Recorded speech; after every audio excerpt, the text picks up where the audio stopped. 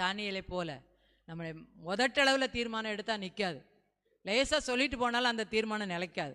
இருதயத்தின் ஆழத்திலிருந்து தானியேல் எப்படி தீர்மானம் எடுத்தாரோ அந்த மாதிரி என்ன செய்யணும், எடுக்கணும்.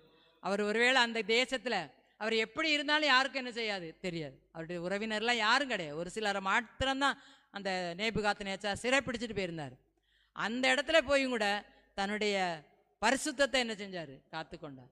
தான் அந்நிய போஜனத்தினால, அந்நிய பானத்தினால, அது ராஜா சாப்பிடுகிற சாப்பாடு பானம் எனக்குள்ள என்ன செய்யக்கூடாது, போயிடக்கூடாது. நான் மரக்கறி சாப்பாடு தான் என்ன செய்ய போகிறேன், சாப்பிட போகிறேன்னு சொல்லி இருதயத்தில் என்ன செஞ்சார், அவர் தீர்மானம் பண்ணி கொண்டார். அந்த தீர்மானம் அந்த ராஜ்யத்திலேயே அவரை என்ன செஞ்சது, உயர்.